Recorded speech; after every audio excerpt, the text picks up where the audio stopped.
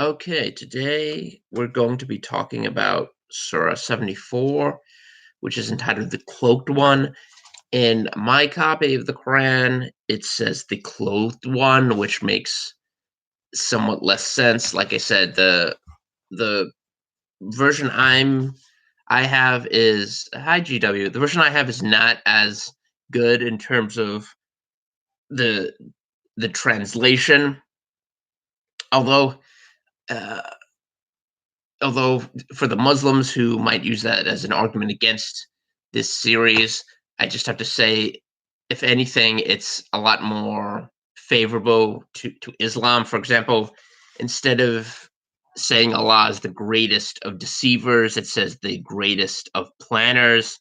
And it has a lot of other things that are intended to soften some of the more objectionable viewpoints of Islam, uh, primarily because this was a version designed by I guess you would call it an offshoot of the Muslim Brotherhood. It was published in Pakistan, but that's a whole nother story. Hi, DP. So it's called the Cloaked One. Like I said, in my translation, it's the Clothed One, which is not doesn't make as much sense. But it begins like all of the other surahs with the Bismillah, and then it says, "Oh, you who are clothed, arise and warn, and your Lord do magnify, and your garments do purify, and uncleanness do shun, and bestow not favors that you may receive again with increase. For the sake of your Lord, be patient, for when the trumpet is sounded, that at that time shall be a difficult day. For the unbelievers, anything but easy. Leave me and him whom I created alone, and give him vast riches and sons dwelling in his presence. And I adjusted affairs for him adjustably, and yet he desires that I should add more. By no means, surely he offers opposition to our communications." So this is one of the earlier Meccan surahs, and it also deals with Islamic eschatology. It deals with Sakar, which is the scorching fire of hell, and this is one of the recurring themes in the Quran.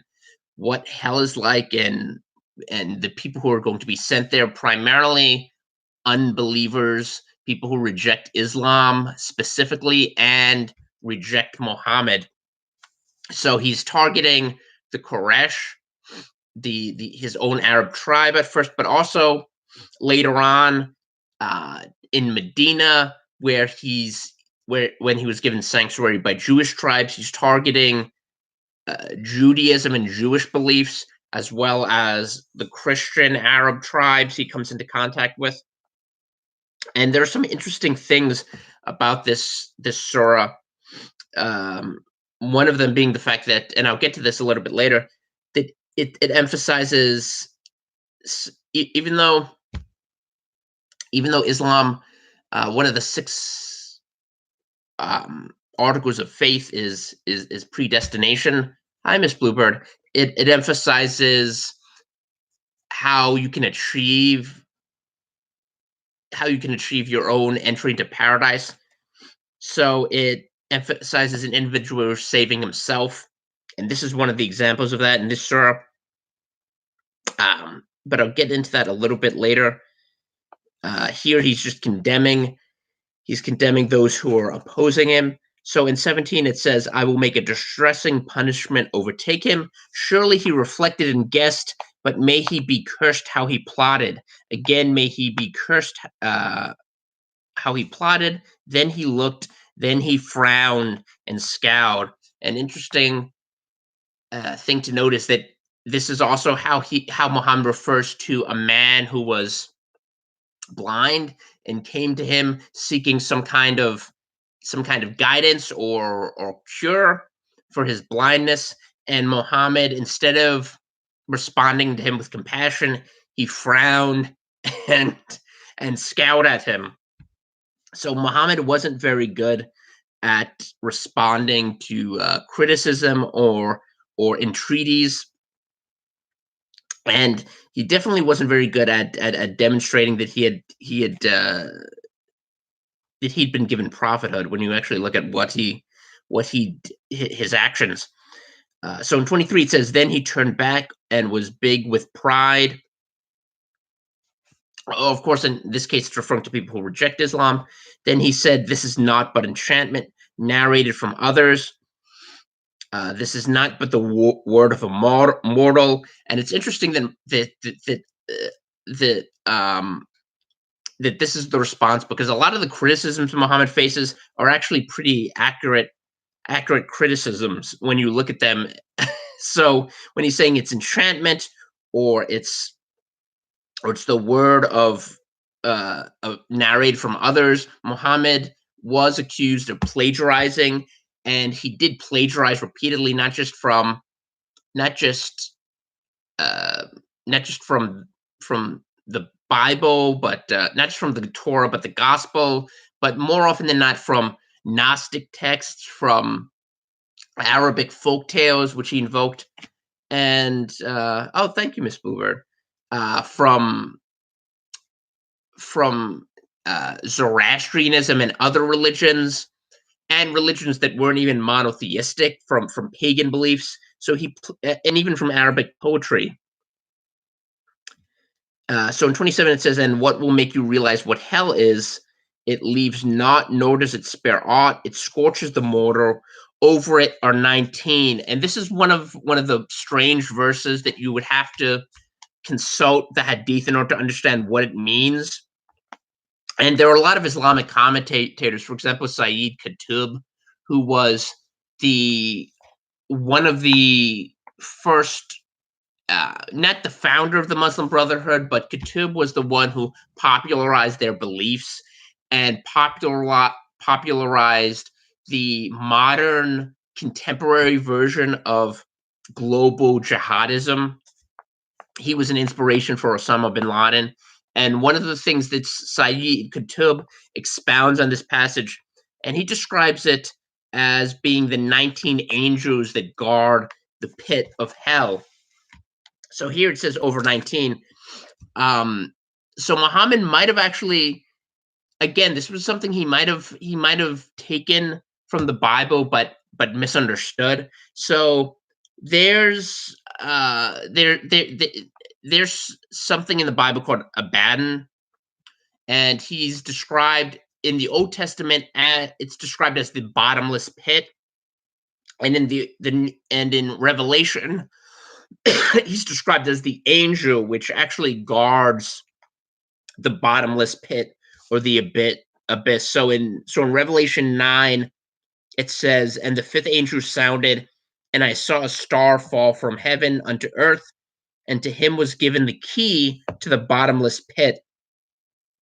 And he opened the bottomless pit, and there arose a smoke out of the pit, as the smoke of a great furnace, and the sun and the air were darkened by reason of the smoke of the pit. And it continues all the way. It continues on through all the way up to verse 11, where it says, and they had a king over them, which is the angel of the bottomless pit, whose name in the Hebrew tongue is Abaddon, but in the Greek tongue hath his name Apollyon.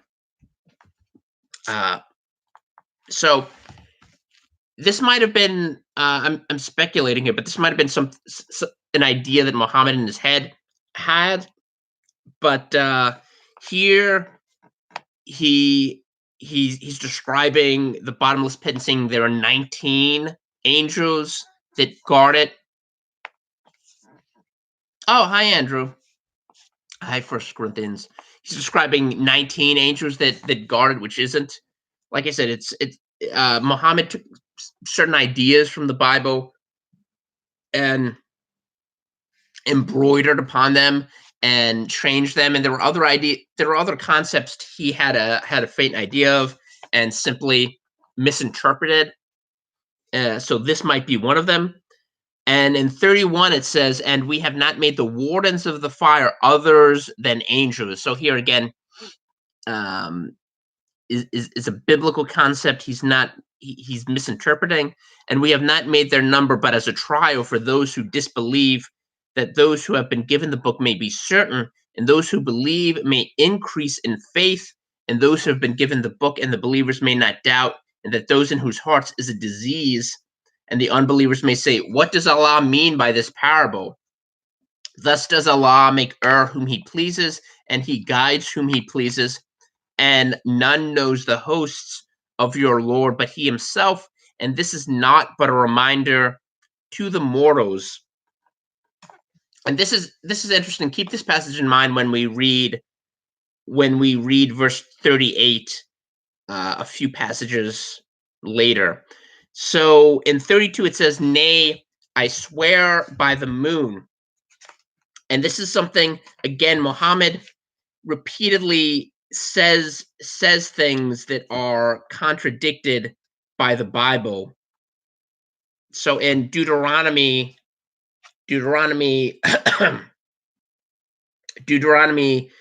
chapter 4 and verse 19 is a description of what Israel should not do.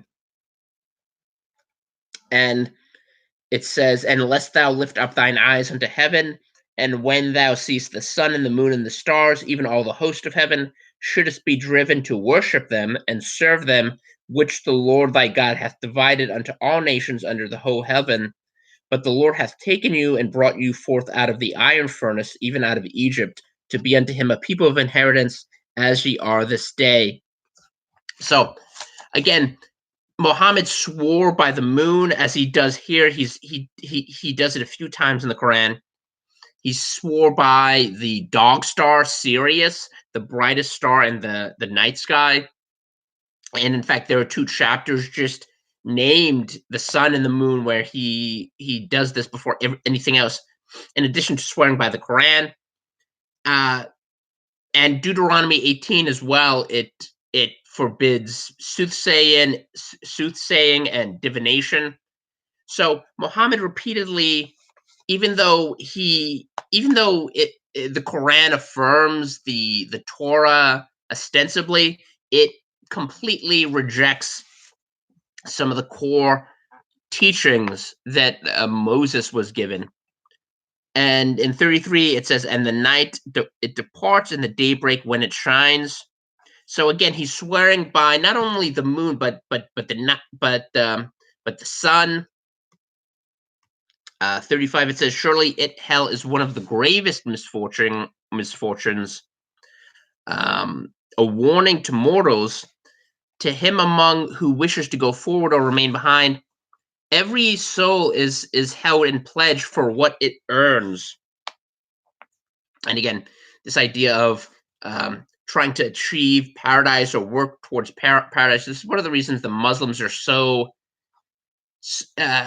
Muslims are held in captivity. They keep trying to earn their way into this mythical paradise that's being described by Muhammad, and they don't really have any sort of eternal security or salvation that they can rely upon. They can't rely upon any of the promises in the Quran, or most certainly they can't rely upon any promises in the Bible, because they haven't been exposed to it, and they've been taught that the Bible is corrupted and it doesn't really hold anything for them. And 39, except the people of the right hand, in gardens they shall ask each other about the guilty, what has brought you into hell? They shall say, we are not of those who prayed, and we used not to feed the poor, and we used to enter into vain discourse with those who entered into vain discourses. In other words, we believed in Christianity, or we rejected Muhammad and expressed skepticism about him and his claims, and we used to call the judgment a lie. So this is talking primarily about the Quraysh. To death overtook us. So the intercession of intercessors shall not avail. And this is one of the interesting things about the Quran. They cast doubt on the idea of having an intercessor, and this is one of the reasons they reject Jesus, because the idea of someone who is a man at one point, interceding for humans is ridiculous, especially when they reject the idea that when they reject Christ's deity. The notion that he was the Son of God is simply intolerable for Muslims. But again, it's all about doing certain things to please not just Allah, but to please Muhammad. But even when you do those things, you're not really guaranteed entry into paradise. And this is one of the reasons that martyrdom is so prized in Islam, because it's almost a guarantee that you can enter paradise. So in 49 it says, "What is then the matter with them that they turn away from the admonition, as if they were asses taking fright? They had fled from a lion, um, and asses is humar in Arabic, and a lion is kaswara.